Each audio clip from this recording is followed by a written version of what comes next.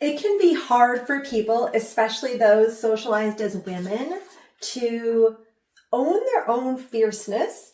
And sometimes it's easiest to start with the body. So we are going to practice embodying fierce self-compassion, but we will begin with tender. And the invitation is to begin by standing. You can modify as needed, any of these postures, and bring your hands to your heart, feeling the gentle support, the gentle pressure of your hands.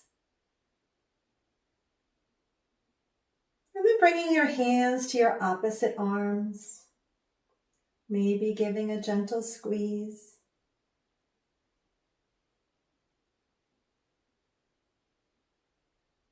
And for some people, hands and heart doesn't feel comfortable. You could also just clasp your hands together. And the kind of nice thing about clasping hands is it can be done really discreetly. And if you wanted to add a little strength to this gesture, you could have one hand give the other hand a little squeeze. And now let's bring our attention to our shoulders. Go ahead and do a couple shoulder rolls. And then intentionally rolling your shoulders back and opening up your chest. If you like, you can also take your stance just a little wider, feeling the power of your stance, and then bringing a hand to your heart in a fist. And we're going to be trying this 2 different ways, starting with just noticing strength. Maybe you even say to yourself, I am strong. And then integrating strength and gentle support by putting the opposite hand on top. Again, noticing how this feels in your mind, but also noticing how this feels in your body. And then bringing hands to your solar plexus. This is our power center. You might feel the movement of your diaphragm. You might feel your side ribs expanding. You can also gather in for yourself, right? We can provide for others, but what's it like to provide for yourself? And again, if you want to have that more balanced sense, you can try one hand on chest and one hand on solar plexus. Notice which feels more comfortable on top.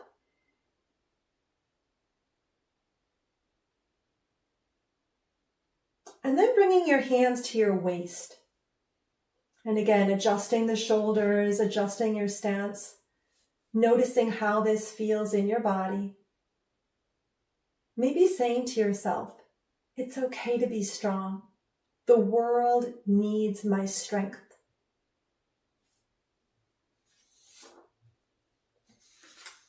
And now we're going to try a little bit of vocalization.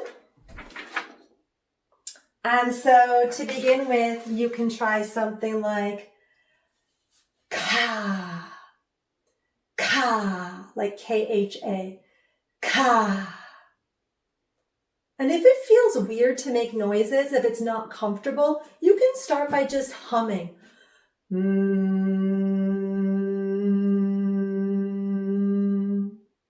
Right? Noticing, maybe you brace one hand on your throat, that you can make sound, that you have a voice. And then bringing your arms out with your palms facing up and starting to create an energetic boundary around you. You can move your arms in different directions. It's like you could create your own little bubble, letting yourself know it's okay to take up space. I can take up space. I can have boundaries around me. Noticing how this feels.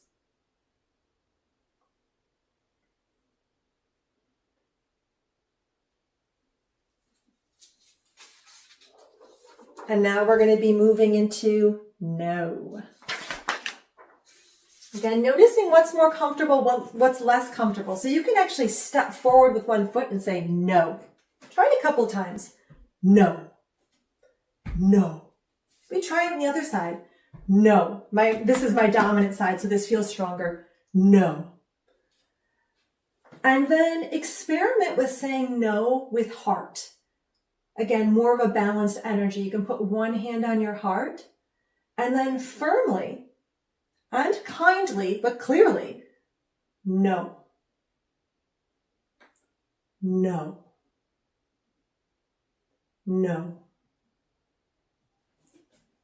And now let's try yes. So bringing those arms up. Yes. Yes. Yes. You could also do a fist pump. Yes. I can do it. And notice whether you'd rather say to yourself, I can do it, or if you want to say you can do it as if your wise self is talking to your kind self. You can do it. You've got this. I believe in you. Right? Playing with that again, noticing how it feels in the body. Yes. Yes. It's a strong yes. And now let's play for a minute. You can find what works for you. Maybe you make some other noises. Like let yourself be creative with your movements, your body movements, your noises. You could go back to some of the gestures we did before if something felt right.